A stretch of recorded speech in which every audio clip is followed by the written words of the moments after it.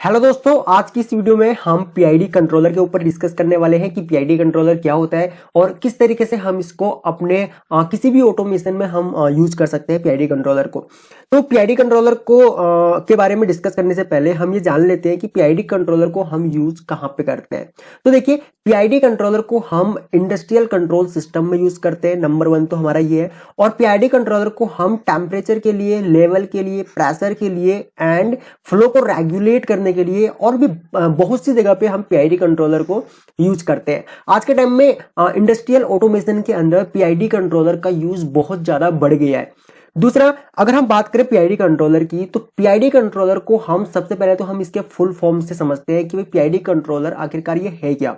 PID controller 3 controller से मिल करके हम एक कंट्रोलर बनाते हैं। पहला है यहाँ पे हमारा प्रोपोर्शनल, ठीक है, और प्रोपोर्शनल मींस प्रोपोर्शनल कंट्रोलर है ये, ठीक है। ये एक कंट्रोलर है हमारा प्रोपोर्शनल कंट्रोलर, और सेकंड है हमारा यहाँ पे इंटीग्रल कंट्रोलर, एंड थर्ड है यहाँ पे हमारा डेरिवेटिव कंट्रोलर। अब इन तीनों ही कंट्रोलर से मिल करके हमारा यहाँ पे पीआईडी कंट्रोलर बनता है। अब यहाँ पे प्रोपोर्शनल कंट्रोलर जो होता है वो हमारा इंप्रूव टू राइज टाइम को इंप्रूव करने के लिए हम प्रोपोर्शनल कंट्रोलर को यूज करते हैं।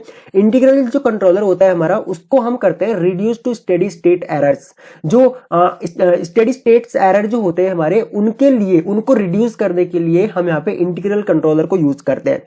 थर्ड है हमारा यहाँ पे रिड्यूस द ओवरशूट, ठीक है। यहाँ पे डेरिवेटिव जो कंट्रोलर जो है हमारा, उसके लिए हम यहाँ पे जो ओवरशूट जो है उनको रिड्यूस करने के लिए हम यहाँ पे इसको यूज करते हैं। अभी क्या होता है कि जो हमारा प्रोपोर्शनल कंट्रोलर है और इंटीग्रल कंट्रोलर है और डेरिवेटिव कंट्रोलर है, ये 3 अलग अलग कंट्रोलर है। इन तीनों अलग अलग कंट्रोलर को मिला करके हम पीआईडी कंट्रोलर बनाते हैं।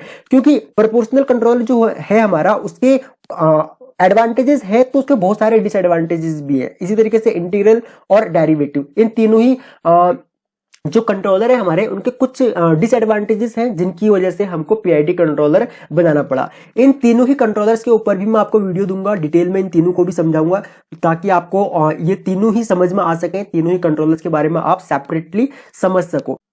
उसके बाद पीआईडी कंट्रोलर जो है हमारा, यहाँ पे पीआईडी कंट्रोलर हमारा एक क्लोज लूप कंट्रोल सिस्टम पे काम करता है। क्लोज लूप कंट्रोल सिस्टम, जैसे कि आपको पता होगा, क्लोज लूप कंट्रोल सिस्टम को हम फीडबैक कंट्रोल सिस्टम भी बोलते हैं। तो देखिए, क्लोज लूप कंट्रोल सिस्टम जो होता है हमारा, वो फीडबैक सिस्टम होता है। फीडबैक सिस्टम मींस यहाँ पे जो भी हमारा आउटपुट होगा, उस आउटपुट को ये एनालिसिस करेगा, उस आउटपुट को चेक करेगा। चेक करने के बाद इसमें जो भी एरर होगा उसका फीडबैक देगा हमारे कंट्रोलर को, या फिर जो भी हमारा आउटपुट होगा उस आउटपुट का फीडबैक देगा हमारे कंट्रोलर को, और कंट्रोलर यहाँ पे इसका प्रोसेस जो होगा उसको चेक करेगा।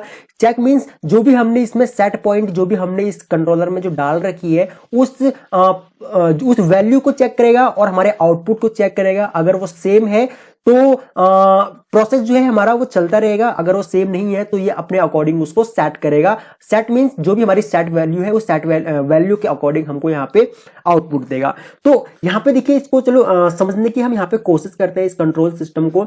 जैसे कि मान के चलिए यहाँ पे हमारा एक फर्नेस है, ठीक है, ये फर्नेस है, और इस फर्नेस पे अगर हम यहाँ पे जो ये फर्नेस है, इसके चारों तरफ यहाँ पे हीटर्स होंगे हमारे, ठीक है, चारों तरफ इसके हीटर होंगे, यहाँ पे इस तरीके से चारों तरफ इसके हीटर्स होंगे। और जब हम इसको सप्लाई के साथ में कनेक्ट करते हैं तो क्या होता है कि इसके अंदर हमारी हीटर्स चालू होते हैं, तो एक तरीके से हीट जनरेट होती है, ठीक है, इसके अंदर हीट जनरेट होती है। तो पीआईडी कंट्रोलर क्या काम करता है, हमने मान के चलिए पीआईडी कंट्रोलर में हमने एक सेट वैल्यू रख दी हमने यहाँ पे कि 600 डिग्री सेल्सियस। हमने यहाँ पे इसमें सेट वैल्यू डाल दी कि भाई मुझे मैक्सिमम टेम्परेचर जो चाहिए वो चाहिए 600 डिग्री सेल्सियस। और उसके बाद जैसे ही ये 5 डिग्री डाउन आए, ठीक है, सॉरी, यहाँ पे 5 डिग्री अगर डाउन आए, यानी कि 595 डिग्री पे अगर हमारा टेम्परेचर आए, तो मेरा कंट्रोलर जो है वो दोबारा से ऑन हो जाना चाहिए और ये 600 डिग्री पे दोबारा से ऑफ हो जाना चाहिए। मान के चलिए हम इसमें 5 डिग्री सेल्सियस का यहाँ पे एक टाइम डालते हैं कि 5 डिग्री सेल्सियस अगर कम हो तो मेरा जो हीटर्स है वो ऑन हो जाना चाहिए, और 600 डिग्री सेल्सियस पे टेम्परेचर अगर चला जाए तो मेरा जो कंट्रोलर जो है वो ऑफ हो जाना चाहिए, हीटर्स ऑफ हो जाने चाहिए। तो ये करने के लिए हम यहाँ पे क्या काम करते हैं, ये करने के लिए देखिए यहाँ पे एक तो हमारा जो यहाँ पे जो कंट्रोलर है, ठीक है, यानी कि जो कि हमारा प्रोसेस को चेक करेगा, हमारा टेम्परेचर को जो चेक करेगा, वो है हमारा यहाँ पे ये पीआईडी कंट्रोलर, ठीक है। उसके बाद जो हमारा फीडबैक सिस्टम जो है, फीडबैक सिस्टम के लिए हमने यहाँ पे थर्मोकपल यूज किया हुआ है, और यहाँ पे पावर रेगुलेटर जो है हमारा, ये कि हमारा इलेक्ट्रिकल सर्किट है। तो क्या होता है, जैसे ही हमने इसमें हमने टेम्परेचर डाला कि भाई 600 डिग्री सेल्सियस और 595 डिग्री सेल्सियस पे ऑन हो जाना चाहिए और 600 डिग्री सेल्सियस पे ये ऑफ हो जाना चाहिए।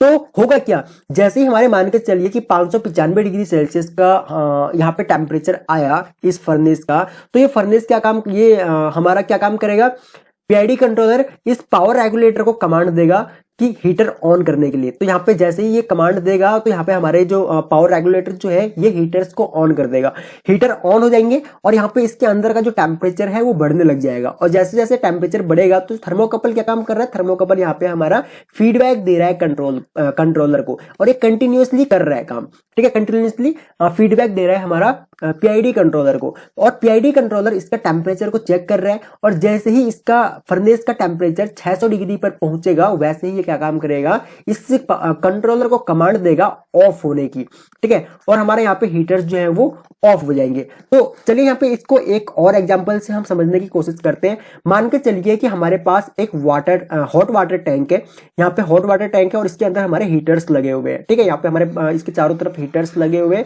और जो इसके अंदर का जो पानी है हमको उसको गर्म करना है। लेकिन गर्म जो करना है हमने इसको एक सेट पॉइंट पे गर्म करना है, हमने इसको किसी भी तरीके से कोई भी मैनुअल हमने इसको ऑन या ऑफ नहीं करना है, हमने इस टैंक को फुली ऑटोमेटिक करना है, ठीक है। हम चाहते हैं कि इसका जो टेम्परेचर है वो 100 डिग्री सेल्सियस पे रहना चाहिए और 80 डिग्री सेल्सियस मिनिमम रहना चाहिए और 100 डिग्री सेल्सियस इसका टेम्परेचर मैक्सिमम रहना चाहिए। 100 डिग्री से ऊपर ना जाए और 80 डिग्री से नीचे ना आए, हम इसका टेम्परेचर को मेंटेन करना चाहते हैं, लेकिन मैनुअली हम कुछ भी नहीं करना चाहते, वो भी सारा का सारा सिस्टम जो होगा वो ऑटोमेशन के थ्रू होगा।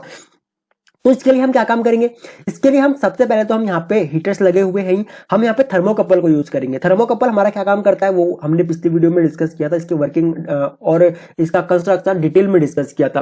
तो यहाँ पे थर्मोकपल जो काम करेगा, हमारा थर्मोकपल हमारा फीडबैक का काम करेगा, मतलब कि इसमें जो भी हम टेम्परेचर हम होगा उस टेम्परेचर के बारे में बताएगा हमारे कंट्रोलर को। उसके बाद यहाँ पे हमको एक टेम्परेचर कंट्रोलर चाहिए जो कि हमारा पीआईडी कंट्रोलर होगा। टेम्परेचर कंट्रोलर क्या काम करेगा, इस फीडबैक सिस्टम से फीडबैक लेगा, फीडबैक लेने के बाद हमारा कमांड देगा पावर सर्किट को, ठीक है, जो भी हमारा पावर रेगुलेटर होगा उसको कमांड देगा ऑन और ऑफ होने के लिए। मान के चलिए जैसे कि हमने यहाँ पे इसमें टेम्परेचर डाल रखा था कि मैक्सिमम 100 डिग्री सेल्सियस होना चाहिए और मिनिमम 80 डिग्री सेल्सियस होना चाहिए। तो यहाँ पे क्या रहेगा कि अभी मान के चलिए हमारा पानी जो है वो पानी हमारा लगभग 10 डिग्री सेल्सियस पे है। तो हमने जैसे ही हमने इस कंट्रोलर को ऑन किया तो कंट्रोलर को ऑन करते ही क्या होगा, हमारा थर्मोकपल फीडबैक देगा पीआईडी कंट्रोलर को, पीआईडी कंट्रोलर को यहाँ पे टेम्परेचर शो करेगा आपको 10 डिग्री सेल्सियस, और ये तुरंत यहाँ पे पावर रेगुलेटर को कमांड देगा हीटर्स ऑन करने की।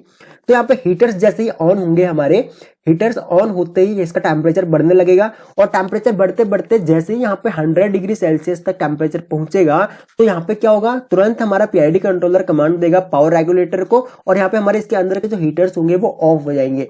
उसके बाद हम यहाँ पे देखिए 2 लिमिट्स डालते हैं, हम यहाँ पे एक तो हाई लिमिट्स डालते हैं कि हमको मैक्सिमम कितना टेम्परेचर चाहिए, और यहाँ पे हम एक लो लिमिट डालते हैं कि हमें मिनिमम टेम्परेचर कितना चाहिए, यानी कि कितने टेम्परेचर पे हमारा कंट्रोलर ऑन जो कमांड जो इसकी आउटपुट जो है जो पावर रेगुलेटर को जो ऑन करेगा वो कितने टेम्परेचर पे ऑन करेगा और कितने टेम्परेचर पे ऑफ करेगा। उसके लिए यहाँ पे इसमें पीछे एनओएनसी और कॉमन 3 एक्स्ट्रा कंट्रोलिंग के लिए टर्मिनल्स भी होते हैं, और इसको इस कंट्रोलर को ऑन करने के लिए 220 वोल्ट की सप्लाई, या फिर अगर कोई अलग कंट्रोलर है तो उसकी आप ऑपरेटिंग वोल्टेज देख लीजिए, उसके अकॉर्डिंग ये ऑपरेट होते हैं। तो इस तरीके से ये एक क्लोज लूप कंट्रोल सिस्टम बनाता है। अगर आपने सीएनसी मशीन्स पे काम किया हुआ है तो आपने देखा रहेगा कि जो सर्वो मोटर्स होती है उन सर्वो मोटर्स में हम इनकोडर लगाते हैं या फिर पल्स कोडर लगाते हैं। तो इनकोडर या पल्स कोडर भी हमारा एज ए फीडबैक का काम करता है। यहाँ पे थर्मोकपल का फीडबैक का काम कर रहा है, वहां पे पल्स कोडर या फिर इनकोडर जो होते हैं हमारे सर्वो मोटर में जो यूज होते हैं वो एज ए फीडबैक का काम करते हैं। और जो ड्राइव जो होती है हमारी सर्वो ड्राइव या फिर स्पिंडल ड्राइव, वो हमारा क्या काम करते हैं, वो पीआईडी कंट्रोलर का काम करते हैं। उसके अंदर मतलब एक तरीके से पीआईडी कंट्रोलर होते हैं और वो उसको फिर मोटर को रेगुलेट करते हैं उसके आरपीएम के द्वारा। जैसे हमने अगर पीआईडी कंट्रोलर में हमने सेट कर दिया कि मुझे 1500 आरपीएम चाहिए, तो ये जो इनकोडर क्या काम करेंगे, इनकोडर हमारे उस मोटर के आरपीएम को काउंट करेंगे और वो उसको 1500 आरपीएम से ऊपर नहीं जाने देगा। ठीक है, वो फीडबैक देगा ड्राइव को और ड्राइव उसको 1500 आरपीएम से ऊपर नहीं जाने देगा, 1500 आरपीएम से नीचे भी नहीं आने देगा, उसको मेंटेन करके रखेगा। ठीक है, तो ये था एक